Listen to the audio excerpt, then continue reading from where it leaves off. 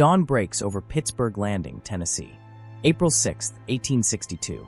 You're a Union soldier, 19 years old maybe, from Ohio or Illinois. 3 weeks ago, you were still in your father's shop, learning his trade. Your rifle? You fired it maybe twice. The man sleeping next to you in this sprawling tent camp signed up the same day you did, back when everyone said the war would be over by summer. You're making coffee. Bacon's in the pan. Someone's joking about how the rebels are probably still in Corinth, 20 miles south, too scared to fight. Your officers told you that yesterday. Sherman himself said there's no Confederate army within striking distance. The pickets are out, sure, but this close to the Tennessee River, you're safe. Reinforcements are coming. General Buell's 17,000 men will arrive any day. This is just a staging area, a place to rest before the real campaign begins. Then you hear it. Not thunder. Musket fire. Close. Too close. From the south, where the woods meet the fields. More shots now, faster. Screaming. Someone running through camp yelling that the pickets are falling back, that there's rebels in the trees. You grab your rifle. Your hands shake so hard you can barely load it. Around you, men are pulling on boots, stumbling out of tents, confused, half-dressed. No one's in formation. No one knows where to go. An officer you've never seen is shouting orders, but his voice cracks and nobody's listening because now you can see them. Gray uniforms, thousands of them, pouring out of the forest like floodwater. They're screaming. That sound, the rebel yell, it doesn't sound human. It sounds like every nightmare you ever had as a child made flesh and given a voice. And they're not slowing down. They're not stopping to form ranks or dress their lines. They're just coming, a wall of bayonets and rage. And suddenly you realize something nobody told you when you signed those papers back home. You might die today. Not someday in some glorious charge where poets write about your sacrifice. Today, in the next 10 minutes, before you finish that coffee, before you write your mother, before you've even had a chance to understand what's happening. This is Shiloh. In 2 days, more Americans will die here than in every war this country has fought combined. Revolutionary War. War of 1812. The Mexican War. Every battlefield, every skirmish, every soldier who ever fell defending this nation before April 1862. Shiloh will surpass all of it in 48 hours. But right now, running through camp in your bare feet, rifles still unloaded, watching your tent collapse under the weight of bodies and fire, you don't know any of that. You just know that every assumption you had about this war, every certainty that kept you sleeping soundly at night, just shattered like glass. The Confederate attack begins at dawn, but it's not really dawn. It's darker than that. The forest here is thick, old-growth timber that blocks out the sun.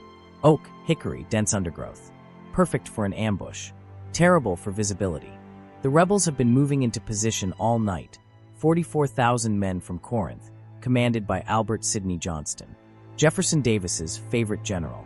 The man the Confederacy believes will save the West. Johnston's plan is simple. Hit Grant's Army of the Tennessee before Buell arrives. Catch them unprepared. Drive them back against the Tennessee River where they'll have nowhere to run. Destroy them completely. Force a negotiated peace before the Union can bring its industrial might to bear. Win the war right here, right now, in these woods around a little meeting house called Shiloh Church. Place of peace. That's what Shiloh means in Hebrew.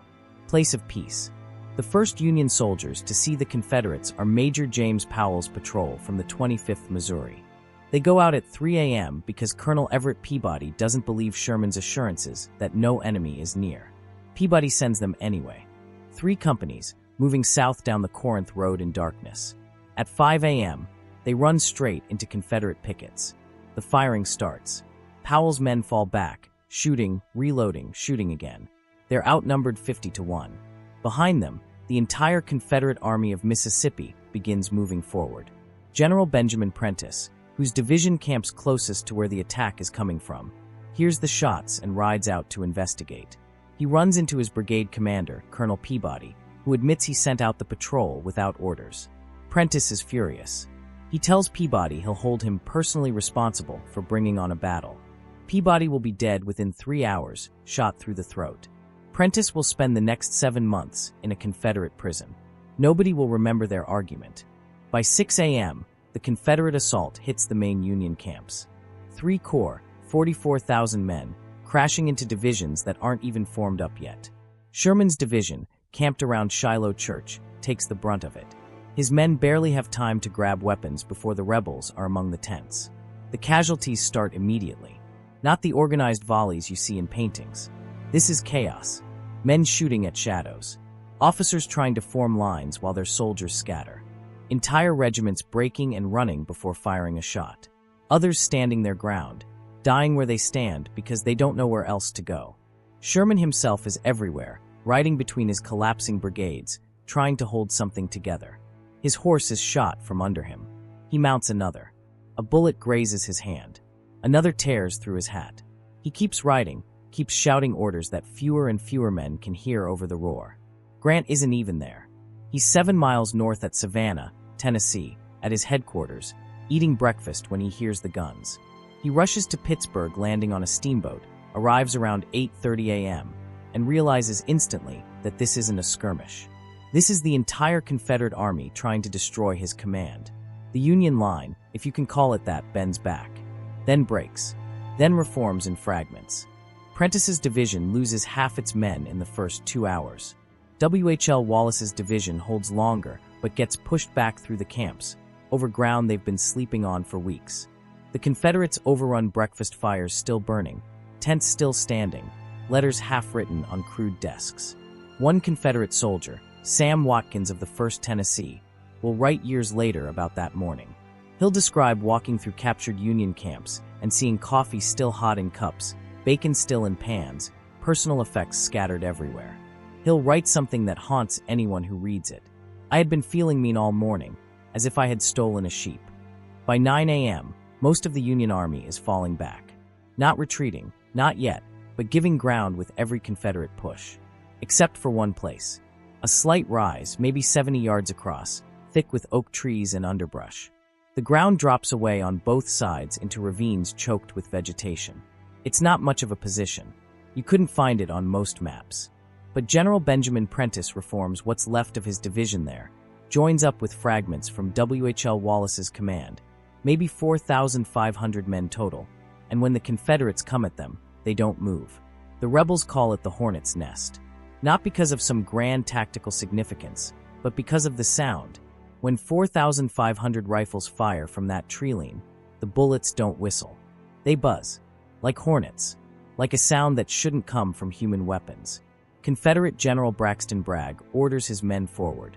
They advance in lines, parade ground formations, the way you're supposed to attack. They get 50 yards from the Union position, and Prentiss's men open fire. The front rank of Confederates simply ceases to exist. Men don't fall dramatically. They drop like someone cut their strings. The soldiers behind them step over the bodies and keep coming until the second volley hits, and they go down too. Bragg pulls back, reforms, attacks again. Same result. He tries a third time. Fourth. The bodies start piling up in front of the Hornet's Nest, not scattered like you see in other parts of the battlefield, but in rows, marking exactly how far each assault got before it was destroyed. A Confederate artillery officer named Thomas Jordan will later write that he counted 12 separate charges against that position between 9 a.m. and 5 p.m. 12 times. Confederate soldiers were ordered to walk into that buzzing hell. 12 times, most of them died before getting close enough to even fix bayonets. But here's what the Union soldiers in the Hornet's Nest don't know. While they're holding this position, buying time with their lives, the rest of Grant's army is collapsing around them. Sherman's been pushed back 2 miles. McClernand's division is barely holding. Hurlbut's men are scattered. The Confederates are getting around both flanks of the Hornet's Nest, surrounding it. Prentiss and his men are becoming an island in the middle of a Confederate ocean, and the tide is closing in. Around 2 p.m., Confederate General Albert Sidney Johnston sees the Union line bending everywhere except that one spot. He rides forward personally, organizes one more assault. Not a frontal attack this time. He's going to lead his men around the left side of the Hornet's Nest, hit the Union position from an angle where Prentiss's rifles can't concentrate their fire. Johnston is 59 years old. Gray hair, steady hands, the kind of man soldiers follow because he radiates certainty. He's been offered command of the entire Union Army before the war started. He turned it down, stayed with the South. Jefferson Davis called him the greatest soldier in America. Right now, sitting on his horse in the middle of a firefight, organizing the attack that will break the Union line, he looks like Davis might be right. The assault goes forward. Johnston rides with them, not behind the lines where generals usually stay, but in front. His boot heel takes a bullet. His uniform gets torn in 3 places. An aide begs him to fall back. Johnston smiles, says something about his men needing to see him, and keeps riding. The Union position starts crumbling under the pressure. Soldiers who've been fighting for 6 hours straight are running out of ammunition. Some are using cartridges taken from dead men. Others are fixing bayonets, because that's all they have left. Johnston's assault is working. The Confederate line surges forward. Then Johnston's horse starts acting strange, stepping sideways, tossing its head. Johnston dismounts, steadies himself against a tree. His aide, Governor Isham Harris of Tennessee, notices blood pooling on the ground. Johnston's left boot is filling with it, overflowing. The bullet that hit his heel severed an artery in his leg. He's bleeding to death and didn't even realize he'd been hit. Harris screams for a doctor, but there's none close. The nearest surgeon is treating wounded men 100 yards back. Johnston slumps against the tree, still conscious, still trying to give orders. His voice gets quieter. Harris is pressing his hands against the wound, but the blood won't stop. It's pulsing out with every heartbeat, soaking into the Tennessee dirt. Johnston dies at 2:30 p.m. Not dramatically. Not with famous last words that get carved into monuments. He just stops talking mid-sentence, and his eyes go somewhere else. The highest-ranking officer killed in the entire Civil War, dead from a wound that a tourniquet could have stopped. He had one in his pocket, never thought to use it. The Confederate assault loses momentum. Officers don't know Johnston is dead yet, but they can feel something's wrong. The push that was working suddenly stalls. Men who were advancing start looking around for orders that aren't coming. But Prentiss's position is doomed anyway. By 5 p.m., the Confederates have 62 artillery pieces aimed at the Hornet's nest. Not rifles. Cannon. They're not trying to break through anymore.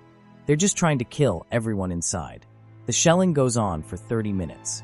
Trees explode into splinters. The air becomes unbreathable, thick with smoke and bark and things that used to be men. When it stops, a Confederate officer rides forward under a white flag. He doesn't have to say much. Prentiss looks around at what's left of his command. They've been fighting for 8 hours. They're surrounded. There's no ammunition, no water, no reinforcements coming. The men who can still stand are swaying from exhaustion. Prentiss surrenders around 5:30 p.m. He hands over his sword to Confederate General Braxton Bragg, who accepts it without gloating. There's no triumph in his face, just exhaustion. Bragg has just spent 8 hours feeding his men into a meat grinder. He won the position. But at what cost? The Confederate soldiers who finally walk into the Hornet's nest don't cheer. They're too tired. They just stare at the Union prisoners, and the Union prisoners stare back, and everyone's thinking the same thing. We did this to each other. All of us. Americans killing Americans over dirt that neither side even owns. A Union soldier, name lost to history, will later tell a reporter that the ground in the Hornet's nest was so covered with bodies you couldn't see grass. That you could walk 50 yards without your feet touching earth. Blood soaked into the soil so deep that days later, after the battle, after the survivors had buried the dead, you could still smell it when it rained. Prentiss and 2,200 Union soldiers march into captivity. But here's what matters. Those 8 hours bought Grant time. Time to form a defensive line along the ridge near Pittsburgh Landing. Time for artillery to arrive. Time for the steamboats to ferry reinforcements across the Tennessee River. Buell's army is landing now, thousands of fresh troops who haven't been fighting all day. The Confederates don't know this yet. They think they've won. They've captured the Hornet's nest. They've driven the Union army back 2 miles. One more push, just one more, and they'll throw Grant into the river. But it's getting dark. The men are exhausted. They've been marching and fighting since before dawn. They're low on ammunition. Their officers are dead or scattered. Johnston is gone. His replacement, General P.G.T. Beauregard, orders his men to stop, rest, regroup. They'll finish the job tomorrow. That decision, that pause, will haunt the Confederacy for the rest of the war. Because tomorrow, everything changes. The sun sets around 7 p.m. on April 6, 1862. What happens next isn't in the paintings. You won't find it in the sanitized histories they teach in schools. Because what follows darkness on a battlefield where 100,000 men just spent 12 hours trying to kill each other isn't silence. It's something worse. The wounded start screaming. During the day, there's too much noise. Artillery. Rifles. Officers shouting. Men running. Your mind can compartmentalize it, file it away as battle sounds. But when the guns stop, when the night settles in, you hear them. Thousands of them. Calling for water. Calling for their mothers. Calling for someone, anyone, to please God just make it stop. The field hospitals aren't prepared for this. Nobody was. Shiloh Church, the little log meeting house that gave this place its name, has been converted into a surgery. There are bodies stacked outside like firewood. Inside, surgeons are working by candlelight, doing amputations on kitchen tables, on pews, on the floor. The saws don't stop. You can hear them from 100 yards away. That rasping sound. Bones separating from bone. A Union soldier named Leander Stillwell, 18 years old, from Illinois, will write about that night decades later. He describes wandering through the woods near the landing, stepping over bodies, some dead, some not. He writes about finding a Confederate soldier, couldn't have been more than 16, gut shot, begging for water. Stillwell had a canteen, half full. He stood there for what felt like forever, staring at this kid who 8 hours ago was trying to kill him, and he couldn't decide whether to help or keep walking. He gave him the water. The Confederate boy drank, said thank you in a voice so quiet Stillwell had to lean close to hear it, and died while Stillwell was still holding the canteen to his lips. That's the part they don't tell you about war. Not the killing. The killing is almost abstract when it's happening. You point your rifle at shapes in the smoke and pull the trigger, and you don't really see what happens after. But this, holding someone while they die, looking into their eyes and watching the light go out, that stays with you. That's what wakes you up 40 years later in a cold sweat. Grant spends the night organizing his defensive line. He's set up on a ridge about half a mile from the river, artillery positioned on high ground, infantry dug in as best they can. Sherman is there, filthy, exhausted, still bleeding from the wound in his hand. He finds Grant standing under a tree in the rain that started falling. Cold April rain, the kind that soaks through everything. Sherman lights a cigar, offers one to Grant. Grant takes it. Neither of them speaks for a minute. Finally, Sherman says something like, "Well, Grant, we've had the devil's own day, haven't we?" Grant takes a drag on the cigar. Doesn't look at Sherman. Just stares out at the darkness where 10,000 wounded men are screaming and dying. Yes, lick him tomorrow, though. That's it. No speeches. No rallying cries. Just a statement of fact delivered in the tone you'd use to discuss the weather. They've lost a third of their army. The Confederates control most of the battlefield. By every conventional measure, they should retreat. Load the survivors onto steamboats and fall back to a defensible position. But Grant doesn't retreat. He never retreats. That's what makes him different from every other Union general the Confederacy has faced. He doesn't calculate odds or worry about his reputation. He just looks at the problem and decides what's going to happen. Tomorrow, they're going to counterattack. Simple as that. Across the field, in the captured Union camps, Confederate soldiers are trying to sleep. But sleep doesn't come easy. Some are going through the Union tents, looking for food, blankets, anything useful. They find letters, photographs, Bibles with names inscribed on the inside covers. Personal effects of men they killed today. Sam Watkins writes about this, about how the Confederate soldiers started reading the letters from home that Union soldiers never got to finish. Letters to mothers, to wives, to children who would grow up without fathers. He writes that the men stopped reading pretty quickly, stopped looking through the tents, because seeing that, touching those personal things, made the dead men real in a way that shooting them hadn't. Some Confederate soldiers are celebrating. They think they've won. They captured thousands of prisoners, pushed the Union Army back miles. Their officers are telling them that tomorrow they'll finish the job, that Grant will probably retreat during the night, that the war in the West is as good as over. But other Confederate soldiers, the ones who fought at the Hornet's nest, who watched 12 charges get cut down, who stepped over their friends' bodies to reach Union lines only to get thrown back again, they're not celebrating. They're sitting in the rain, staring at nothing, wondering how many more days like this they can survive. Confederate Colonel Nathan Bedford Forrest, the cavalry commander who will later become one of the South's most effective generals and after the war, one of its greatest monsters, rides his scouts up to the Tennessee River around midnight. What he sees terrifies him. Steamboats, dozens of them, unloading fresh Union troops. Buell's entire army, 17,000 men who haven't fired a shot, crossing the river in the darkness. Forrest gallops back to find Beauregard, the Confederate commander. He bursts into headquarters, still soaking wet from the rain, and reports what he saw. Buell is here, reinforcing Grant. They need to attack now, tonight, before those fresh troops can get organized. Beauregard listens, nods, and then says no. His men are exhausted. They've been fighting all day. They need rest. They'll attack at dawn, fresh, organized, and they'll sweep the Union Army into the river. Forrest will claim later that he knew right then they'd lost. That the moment Beauregard decided to wait, the battle was over. He's not wrong. By 3 a.m., most of Buell's army is across the river. They're forming up on Grant's left flank, 17,000 men who have no idea what kind of hell they're walking into. The Union line is now longer than the Confederate line, better supplied, better positioned, and while the Confederates sleep in captured tents, exhausted from 12 hours of fighting, the Union Army is preparing to hit them with everything it has. The wounded are still screaming. Some will scream until dawn. Some will still be screaming when the fighting starts again, and their voices get swallowed by cannon fire. Some of them, trapped in the woods between the lines, will be there for days. After the battle, burial parties will find soldiers who survived their wounds but died of thirst or exposure, lying in the mud within sight of both armies, close enough to hear the voices of men who could have saved them but didn't because crossing that space meant dying. A Union surgeon named John Brinton is working in one of the field hospitals when a Confederate prisoner is brought in. Leg wound. Bad. Needs amputation. The Confederate soldier is terrified. He's heard stories about Union surgeons letting Confederate prisoners die, about deliberately bad amputations, about being left to bleed out on the table.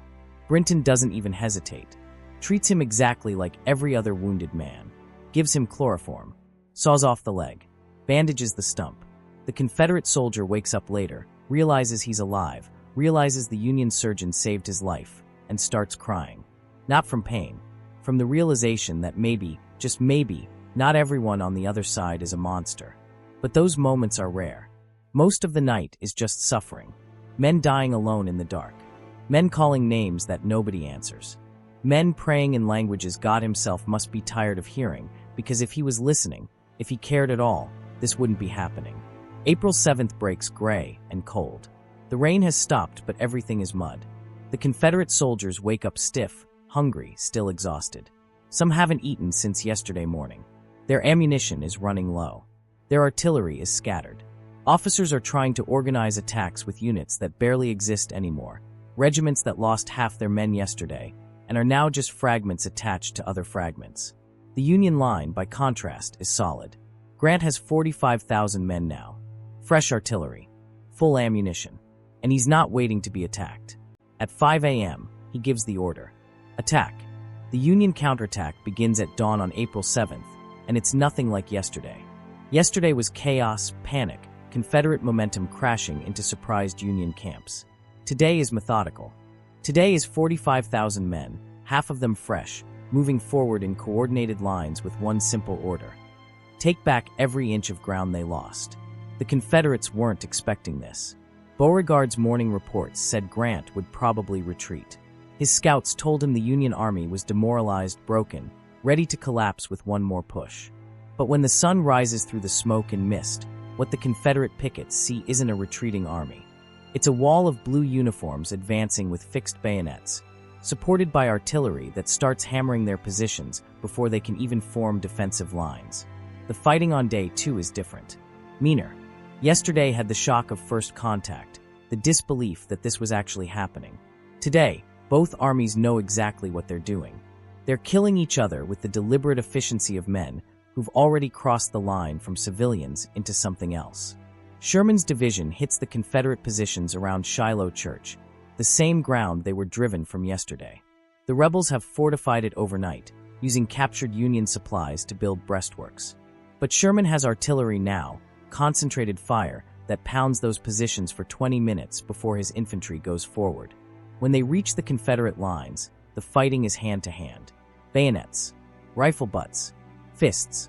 Men too exhausted to hate anymore, but still willing to kill, because that's what the orders say. The Confederates give ground slowly. Not running, just backing up foot by foot, making the Union pay for every yard.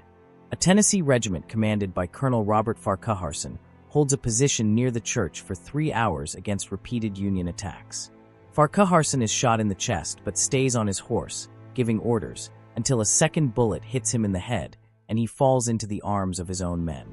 They carry his body back while still firing. Nobody breaks. Nobody runs. They just keep fighting until there's no more ground to defend, then fall back and fight again. By 10 a.m., the Union has recaptured Shiloh Church. By noon, they're pushing toward the Hornet's nest, that blood-soaked piece of ground that cost the Confederates so much yesterday. The bodies are still there. Nobody had time to bury them. Union soldiers advancing through that position have to step over their own dead from the previous day. Some of them recognize faces. Friends from training camp. Tent mates. That guy who always cheated at cards. One Union soldier will later write that walking through the Hornet's nest on the second day was worse than fighting there on the first. Because on the first day, you could pretend they were just casualties, abstract numbers in a report. But on the second day, after the rain, after the night, after the mud and the scavengers, they were just bodies. Swollen, starting to rot in the April heat. Some of them had been wounded yesterday, survived the night, and died of exposure while both armies slept 200 yards away. Beauregard realizes around 1 p.m. that he's not going to win this. His men have been fighting for 2 days straight. They're out of ammunition, out of food, out of reserves. Buell's fresh troops keep coming, and every time the Confederates form a defensive line, Union artillery tears it apart. He starts pulling units back, trying to organize a retreat that won't turn into a rout. The problem is, you can't retreat from a battle like Shiloh. Not cleanly. Not when both armies are so tangled together that pulling back means exposing your flanks, leaving wounded men behind, abandoning artillery because there's no horses left to pull it. The Confederate withdrawal becomes a nightmare. Units get separated. Officers lose contact with their commands. Men who've been fighting for 30 hours straight start throwing away their rifles because they're too tired to carry them. Union cavalry, led by Colonel Nathan Bedford Forrest on the Confederate side and various Union commanders who will never be remembered, starts harassing the retreating Confederates. Not a pursuit, really. More like wolves following a wounded animal. Picking off stragglers. Capturing supply wagons. Making sure the Confederates understand that this isn't a tactical withdrawal. This is defeat. By 3 p.m., the Confederates are streaming back toward Corinth. Some units maintain discipline, marching in formation, officers keeping them together through sheer force of will. Other units just dissolve. Men wandering through the woods alone, trying to find their regiments, their friends, anyone who can tell them what to do next. Grant doesn't pursue aggressively. His army is as exhausted as the Confederates. They've been fighting for 2 days. They're low on supplies, and the field they're standing on is covered with so many dead and wounded that organizing a pursuit means stepping over bodies every few feet. You can't move artillery through that. Can't move cavalry. Can barely move infantry without men breaking down from what they're seeing. The battle is over. Shiloh is finished. But the work is just beginning because now someone has to count the cost. The numbers, when they finally compile them, are almost incomprehensible. Union casualties, 13,047. Confederate casualties, 10,699. Total, 23,746 Americans killed, wounded, or missing in 2 days of fighting. More than all previous American wars combined. More than anyone thought possible. More than the human mind can really process. But numbers don't capture it. They can't. A number doesn't tell you what it sounds like when a 19-year-old realizes he's going to die and starts calling for his mother. A number doesn't describe the smell of a field hospital where surgeons are doing amputations without enough chloroform and the screaming never stops. A number doesn't explain what it does to a man's mind to shoot someone in the face at 20 yards and then walk past his body 3 hours later and realize he's still alive, still dying, and there's nothing you can do because if you stop to help him, you'll die too. Sam Watkins, that Tennessee soldier who felt like he'd stolen a sheep on the first morning, writes something years later that captures what Shiloh did to the men who survived it. He says that before Shiloh, war seemed like an adventure, something glorious, something worth songs and parades. But after Shiloh, after seeing what men could do to each other, after watching friends torn apart by artillery, after holding dying boys who begged for someone to tell their mothers they were brave, war became something else. He writes, "I had been feeling mean all morning, as if I had stolen a sheep. I had heard and read of battlefields, but I must confess that I never realized the pomp and circumstance of the thing called glorious war until I saw this. The burial parties work for days.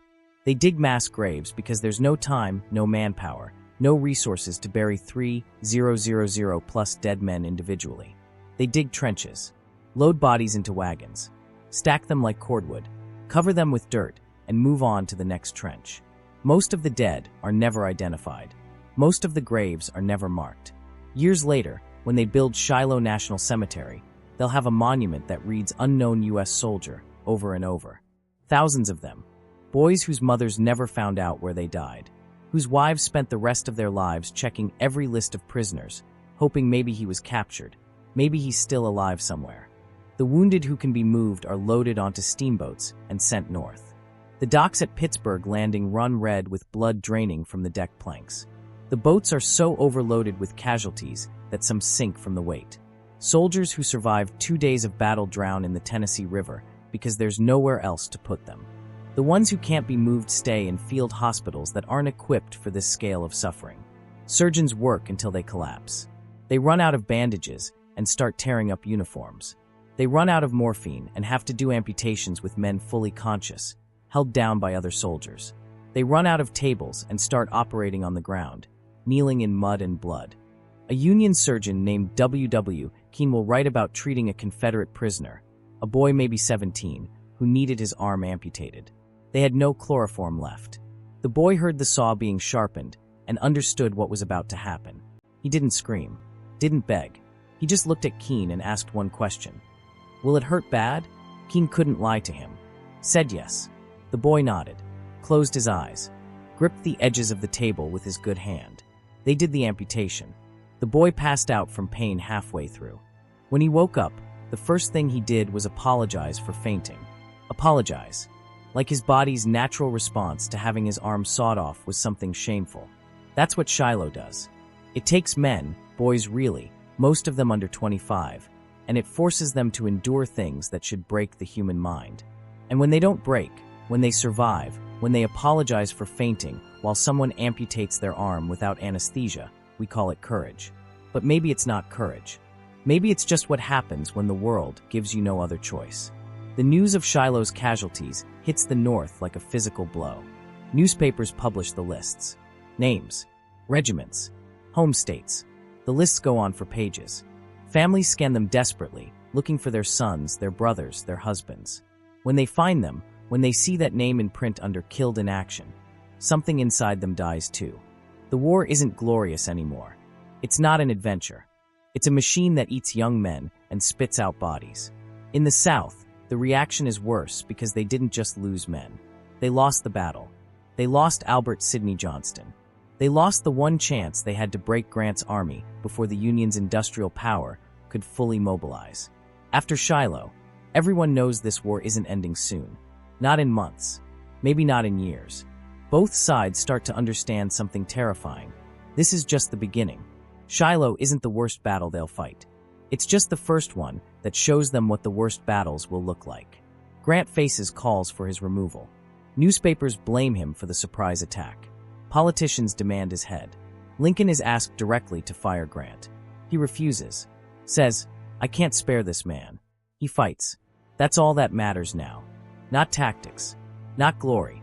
Just the willingness to stand in the fire and keep fighting. Because that's what this war is going to require. Men who can walk through hell and come out the other side still willing to go back in. Stand today at Shiloh National Military Park, and you can still feel it. Not in the monuments, though there are hundreds. Not in the visitor center or the preserved cannons or the well-maintained trails. You feel it in the spaces between. In the woods that are quieter than woods should be. In the fields where nothing seems to grow quite right.